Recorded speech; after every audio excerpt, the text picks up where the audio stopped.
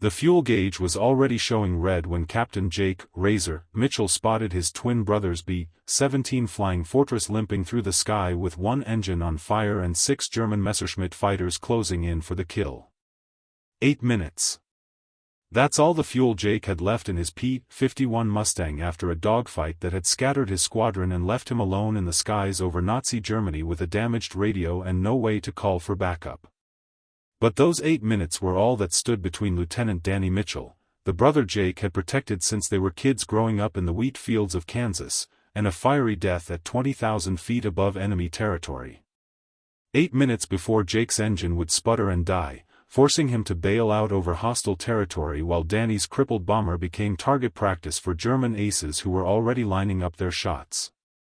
The only chance Jake had to save his brother was the split-S diving maneuver that had been explicitly forbidden by Army Air Force Command after it killed 3 pilots during training.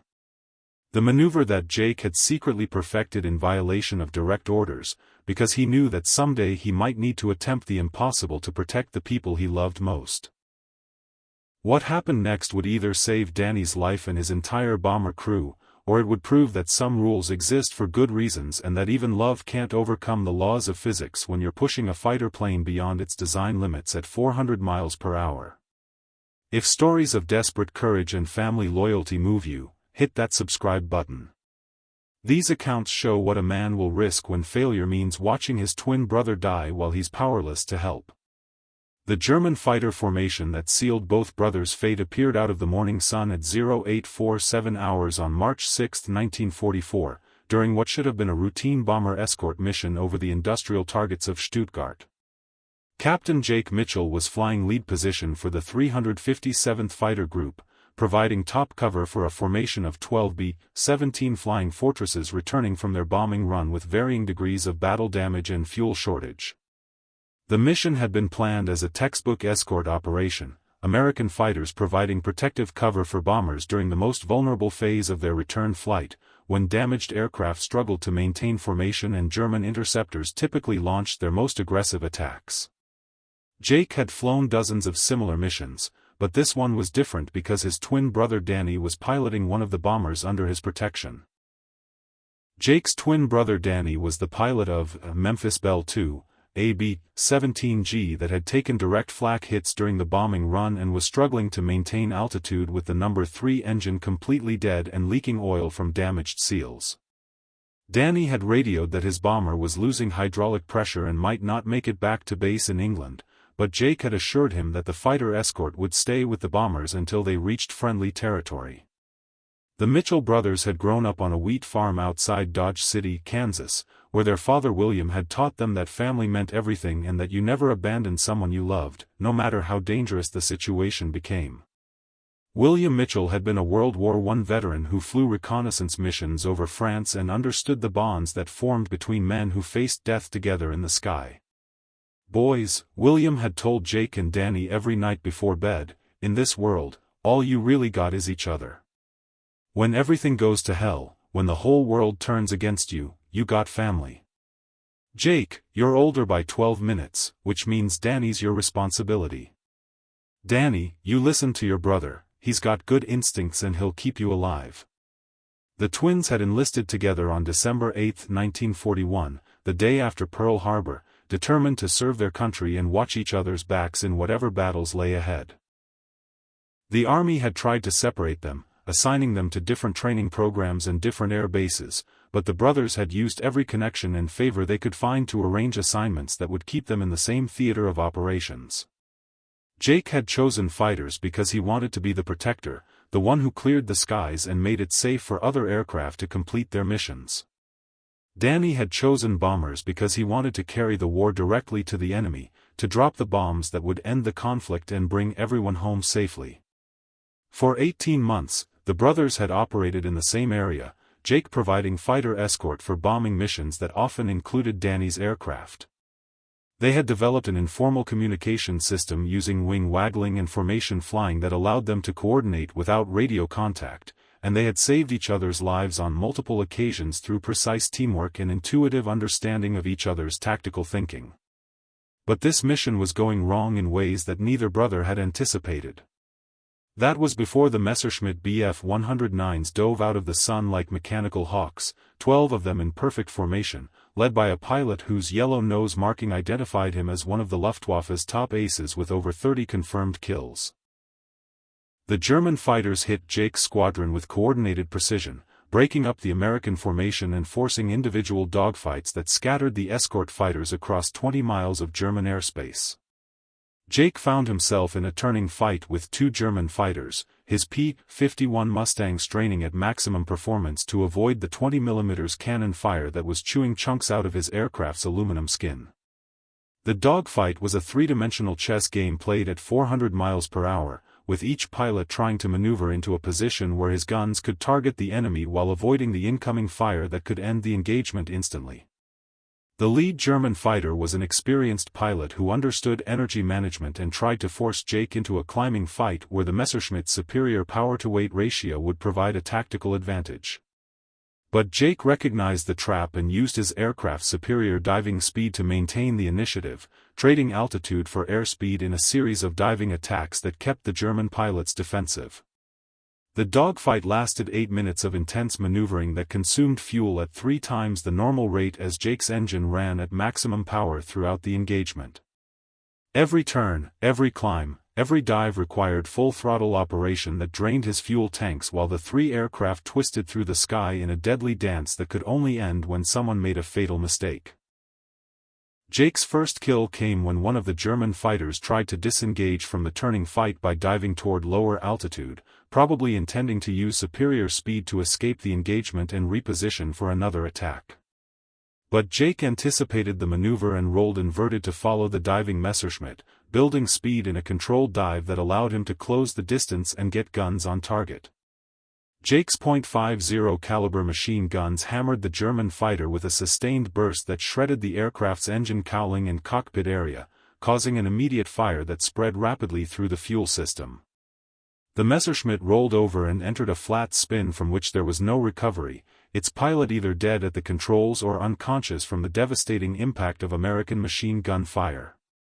The second German fighter broke off the engagement when he saw his wingman's aircraft spinning toward the ground in flames, probably calculating that the tactical situation had shifted against him and that continuing the fight would likely result in his own death. The Messerschmitt headed east toward German territory with smoke trailing from its damaged engine, leaving Jake alone in the sky with critically low fuel and no radio contact with his squadron. But the victory had cost Jake most of his fuel reserves and all of his radio equipment, which had been shot out during the dogfight when German cannon fire destroyed his antenna system and damaged his electrical panel. When he finally cleared the immediate threat and looked around for his squadron, he was alone in the sky except for a single B-17 bomber that was struggling to stay airborne with one engine completely dead and 6 fresh German fighters moving in for an attack that would finish the crippled aircraft. Danny's bomber. Jake's twin brother, flying a dying aircraft with nowhere to run and no way to defend himself against an overwhelming enemy force that was already positioning for coordinated attack runs that would destroy the bomber within minutes. Danny's bomber. Jake's twin brother, flying a dying aircraft with nowhere to run and no way to defend himself against an overwhelming enemy force that was already positioning for the kill. Jake checked his fuel gauge and felt his heart sink. 8 minutes of flying time remaining, maybe 10 if he pushed the engine to its limits and accepted the risk of flame out over enemy territory. Not enough time to escort Danny's bomber to safety, not enough fuel to fight 6 German fighters in extended combat, not enough of anything except the desperate need to protect the brother he'd sworn to watch over since their father died in a farming accident when the boys were 16.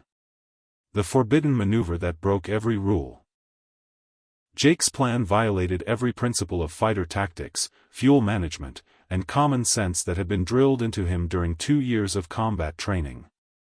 He was going to use the split-S diving maneuver to attack 6 German fighters simultaneously, gambling that surprise and sheer audacity could break up their formation long enough for Danny's bomber to escape. The split-S was a high-speed diving attack that involved rolling the aircraft inverted and pulling into a vertical dive that built tremendous speed but also subjected the airplane to G-forces that could cause structural failure, pilot blackout, or complete loss of control. The maneuver had been banned by Army Air Force Command after 3 pilots died during training accidents at Randolph Field in Texas, their aircraft breaking apart under stresses that exceeded design limitations. The first fatality had occurred when Lieutenant Robert Torres attempted a split S at too low an altitude, building excessive speed in the dive and pulling so many G-forces during recovery that the aircraft's wings separated from the fuselage at 8,000 feet. The second death happened when Captain Mike Sullivan blacked out during the pull-out phase and flew his P-51 straight into the ground at 450 miles per hour.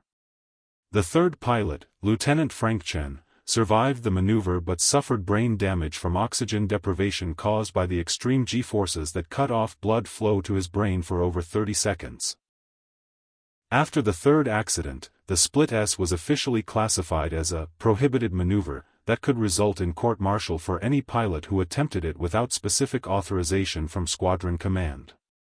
The official reasoning was that the tactical advantages of the maneuver were outweighed by its inherent dangers, and that conventional diving attacks could accomplish similar results without risking pilot death.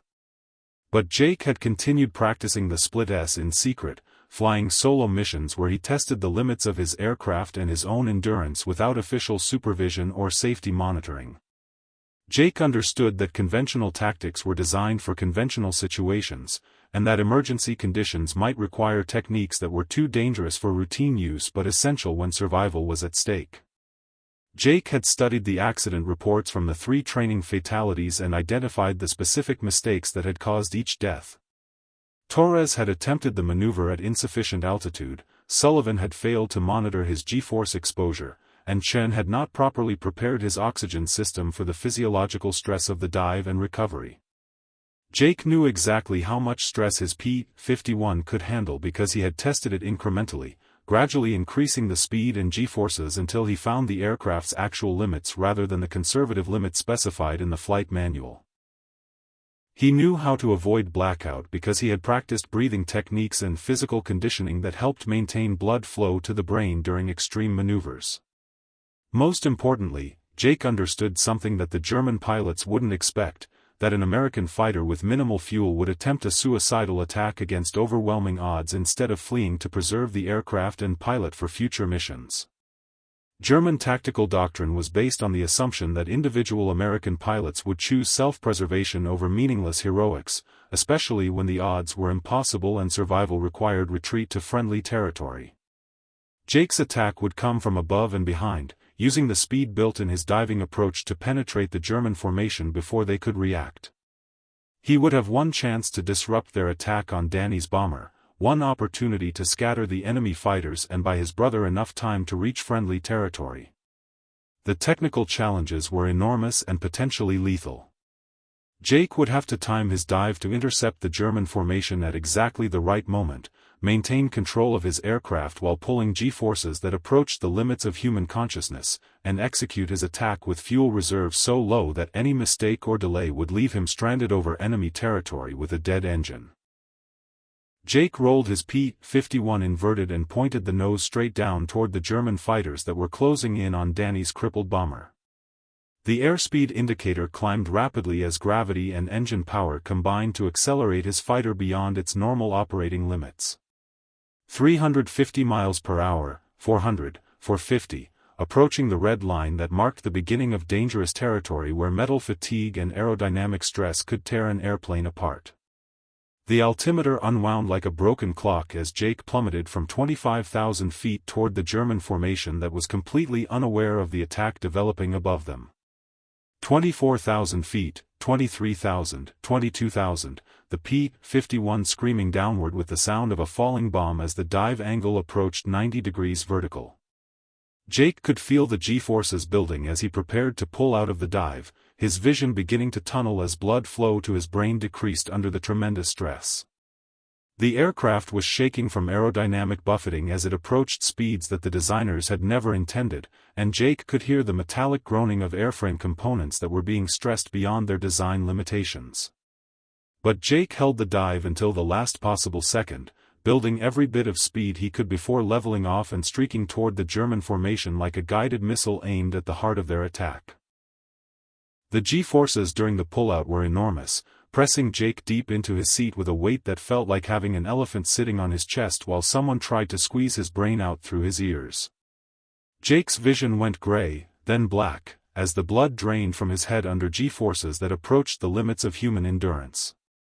For a terrifying moment, Jake was flying blind, maintaining control of his aircraft through muscle memory and instrument training while his conscious mind struggled to function under physiological stress that would have killed most pilots. But Jake's preparation and conditioning paid off as his vision gradually returned and he found himself level at 15,000 feet, approaching the German formation at nearly 500 miles per hour with his guns charged and ready for the attack that would either save his brother's life or destroy his own aircraft in the attempt. The German fighters were flying in loose formation, approaching Danny's bomber from 3 different angles in a coordinated attack that would make evasion impossible and defensive fire ineffective. The German pilots were focused on their target and completely unaware of the American fighter that was screaming toward them from above and behind at a speed that made interception almost impossible to avoid. The dive that changed everything. Jake's split-S attack hit the German formation at 0851 hours with the impact of a thunderbolt, his P-51 Mustang screaming down from 25,000 feet at nearly 500 miles per hour in a diving attack that no German pilot had anticipated or prepared for. The lead Messerschmitt never saw Jake coming. Jake's first burst of .50 caliber machine gun fire caught the German fighter in the engine cowling and cockpit, causing an explosion that scattered burning debris across the sky and sent the aircraft spinning toward the ground with its pilot already dead at the controls. The second German fighter tried to brake left to avoid Jake's attack, but the Mustang's superior speed made evasion impossible. Jake's second gun burst shredded the Messerschmitt's right wing and caused immediate structural failure that sent the aircraft into an uncontrollable spin from which there was no recovery. But Jake's greatest achievement wasn't the 2 fighters he destroyed, it was the way his unexpected attack shattered the German formation's coordinated assault on Danny's bomber. The surviving German pilots, caught completely off guard by an attack from an impossible angle, broke formation and scattered in all directions as they tried to identify and engage this new threat. The tactical situation reversed instantly. Instead of 6 German fighters executing a coordinated attack on a helpless bomber, there were now 4 confused and separated enemy aircraft trying to regain formation while dealing with an American fighter that had appeared from nowhere and destroyed 2 of their squadron mates in less than 30 seconds. Danny's bomber, which had been seconds away from destruction, suddenly found itself with clear sky ahead and the opportunity to continue its desperate flight toward friendly territory. Danny's voice crackled over the emergency frequency, "Unknown P-51, this is Memphis Bell 2. Thanks for the assist. We're heading home." Jake wanted to respond, to tell his brother that everything would be all right, but his radio had been shot out during the earlier dogfight. Instead, he formed up alongside Danny's bomber and waggled his wings in the universal signal that meant, "I'm with you." But Jake's fuel situation was becoming critical. The high-speed dive and the energy expenditure of the attack had consumed his remaining fuel faster than anticipated. His engine was already beginning to run rough as the fuel pumps struggled to deliver adequate flow from nearly empty tanks. Jake had maybe 4 minutes of flying time remaining, not enough to escort Danny's bomber to safety, not enough to reach friendly territory himself. But he had accomplished his primary mission. Danny's bomber was clear of immediate danger and had a fighting chance to make it home. That's when the remaining German fighters regrouped and began their pursuit. The chase that tested brotherhood. The 4 surviving German fighters reformed into a loose pursuit formation and began closing on Danny's crippled bomber, using their superior speed and maneuverability to overcome the head start that Jake's attack had provided. The German pilots had recovered from their initial shock and were now determined to complete their mission and destroy the American bomber that had cost them 2 aircraft and their tactical surprise. The lead German pilot was flying a Messerschmitt Bf-109G with distinctive black and white stripes on the engine cowling, markings that identified him as an experienced ace with multiple confirmed kills. This pilot understood energy management and tactical patience, approaching Danny's bomber with calculated precision rather than the hot-blooded aggression that Jake's surprise attack had disrupted. Jake watched his fuel gauge drop toward empty as he positioned his P-51 between the pursuing German fighters and his brother's bomber. The needle was already touching the red zone that indicated critical fuel shortage, and Jake could feel the engine beginning to run rough as the fuel pump struggled to maintain adequate flow from nearly empty tanks. Jake had perhaps 3 minutes of engine power remaining, after which he would be flying a 7,000-pound glider that would either find somewhere to land or crash in hostile territory. But 3 minutes might be enough if Jake could use his remaining fuel to maximum tactical advantage, forcing the German fighters to engage him instead of attacking Danny's defenseless bomber. Jake had one advantage that the Germans couldn't anticipate: he was willing to sacrifice his aircraft and his life to protect his brother, while the German pilots had to balance aggression with self-preservation and the need to return to base with sufficient fuel for landing. German tactical doctrine emphasized conservation of experienced pilots and aircraft, while Jake's mission was purely sacrificial.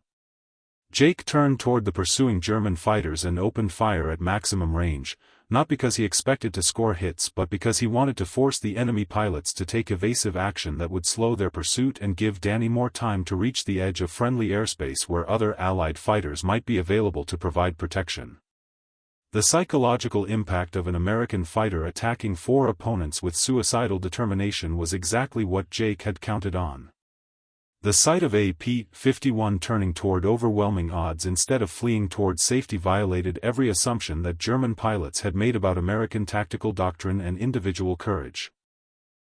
The lead German fighter broke off his pursuit of Danny's bomber and turned to engage Jake's P-51, accepting the challenge of single combat rather than continuing the more tactically sound attack on the crippled bomber. The pilot's professional pride and fighter instincts were stronger than his mission discipline, drawing him into individual combat with the aggressive American pilot who seemed determined to fight despite impossible odds. The second German fighter followed, probably influenced by the formation leader's decision and unwilling to appear less courageous than his squadron mate. 2 of the most experienced German pilots in the formation were now committed to destroying Jake's fighter instead of completing their primary mission of attacking Danny's bomber. But 2 German fighters continued their pursuit of Danny's bomber, closing rapidly on the damaged B-17 that was struggling to maintain altitude with one engine completely dead and another running so rough that shutdown seemed imminent.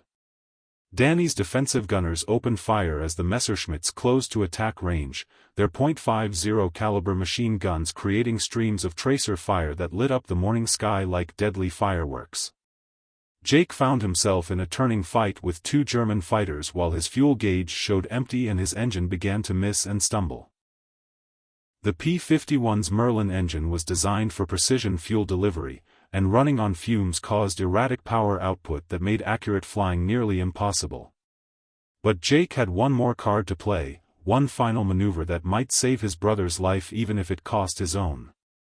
He was going to ram one of the German fighters attacking Danny's bomber, using his P-51 as a guided missile to eliminate at least one threat even after his engine died.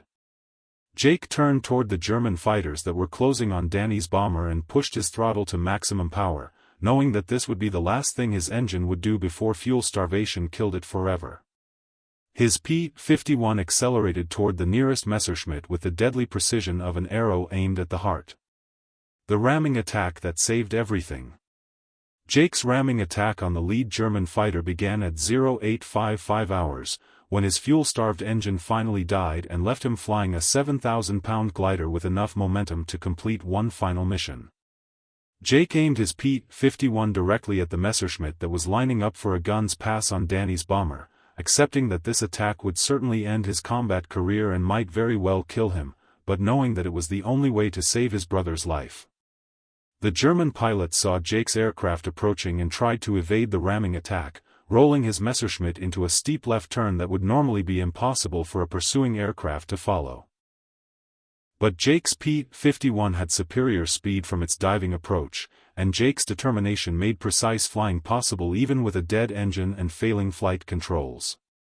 At the last second, Jake pulled slightly left and used his propeller as a weapon, the spinning blade striking the Messerschmitt's right wing root with enough force to shear off 6 feet of the German fighter's wing structure.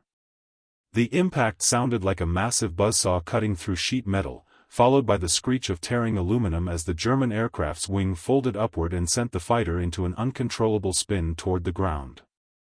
The collision damaged Jake's P-51 severely, tearing away most of his left aileron and creating control problems that made level flight almost impossible with his dead engine.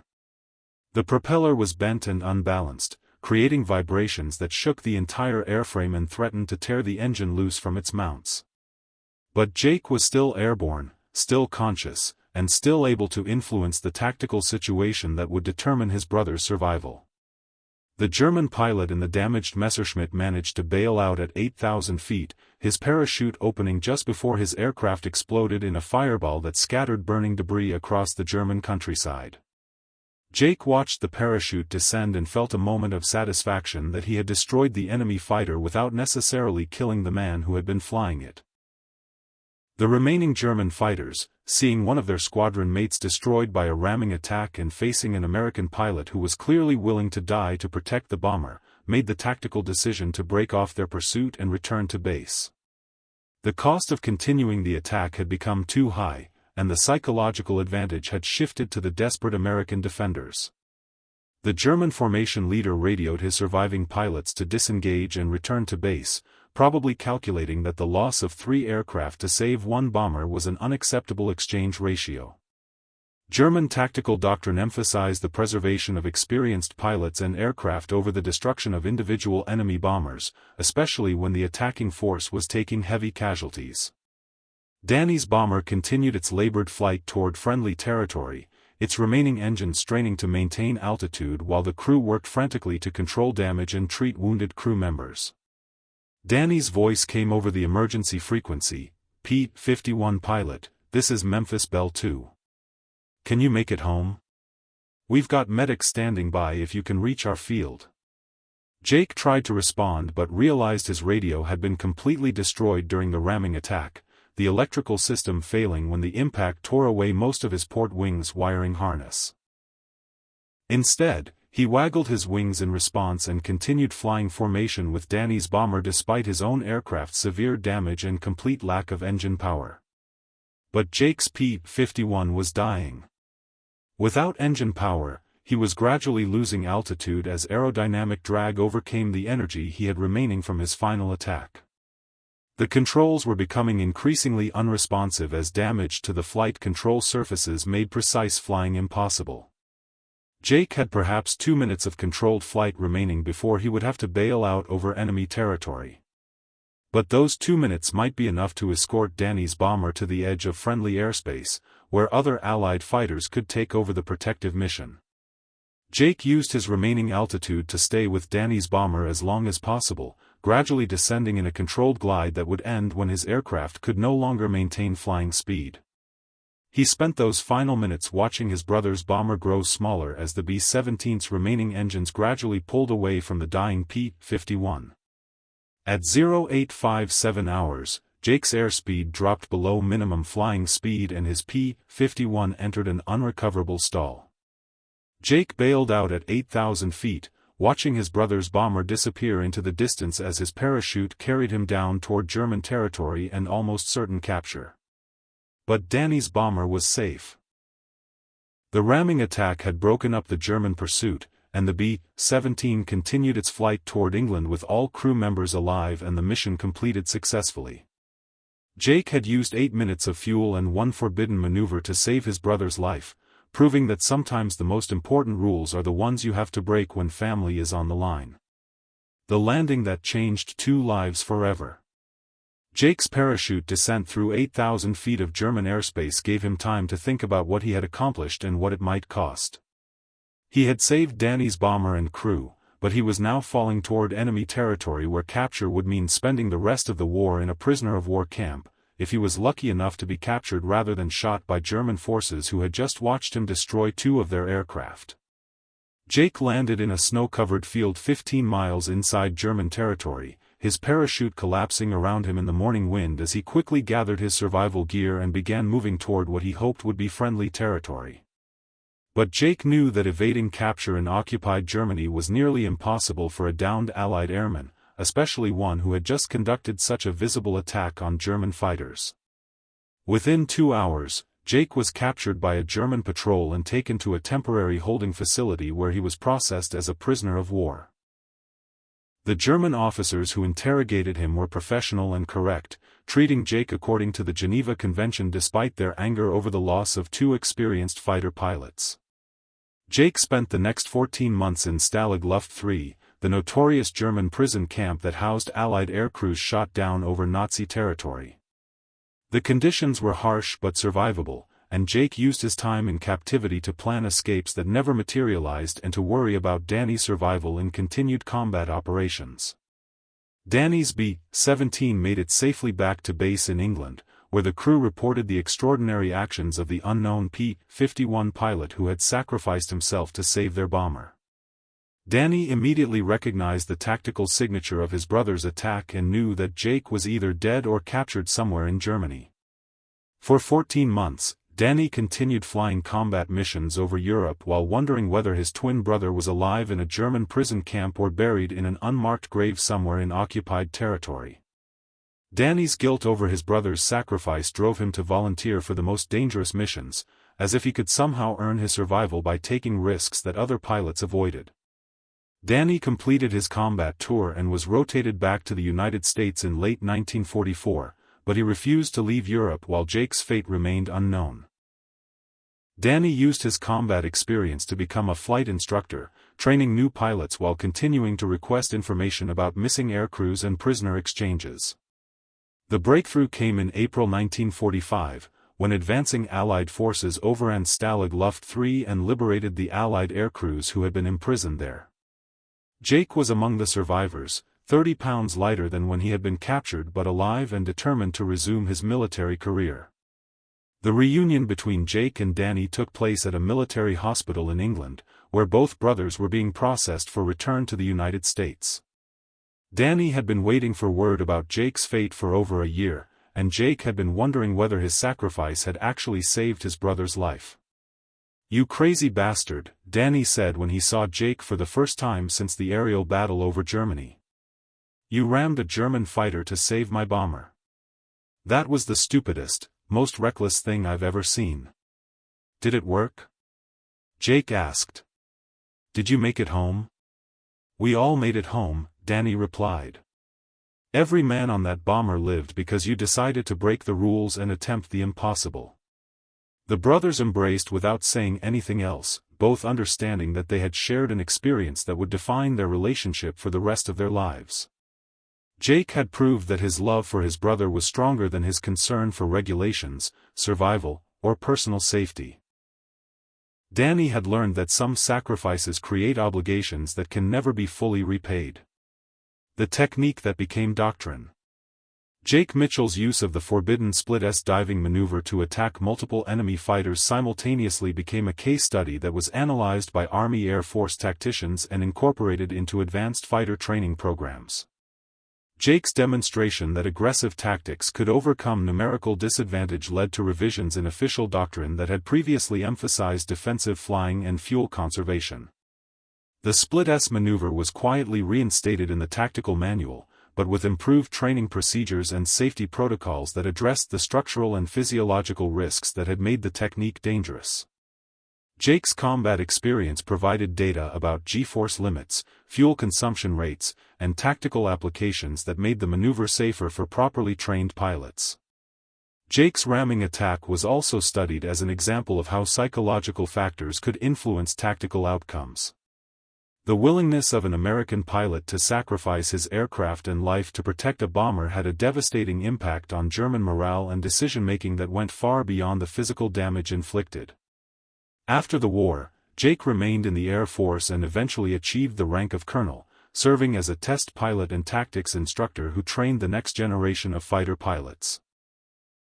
His combat experience made him one of the most respected voices in the development of jet fighter tactics during the early years of the Cold War. Danny also remained in military service, transitioning from bombers to transport aircraft and eventually commanding airlift operations during the Berlin Airlift and Korean War.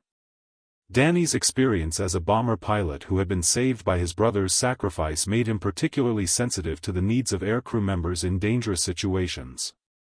The Mitchell brothers never flew combat missions together again, but their wartime experience created a bond that influenced both of their military careers. Jake's willingness to sacrifice everything for his brother became a model for the kind of loyalty and dedication that both brothers expected from the pilots they trained and commanded. Jake received the Distinguished Flying Cross for his actions during the bomber escort mission, with a citation that praised his extraordinary heroism and disregard for personal safety in the defense of fellow aircrews.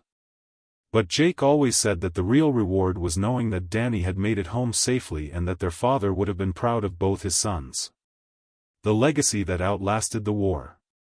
The story of Jake Mitchell's forbidden maneuver became one of the most celebrated examples of individual heroism and family loyalty in the history of the Army Air Forces, but its significance extended far beyond the tactical success of a single mission. Jake had demonstrated that innovation and courage could overcome overwhelming odds when conventional tactics were inadequate to protect the people who mattered most.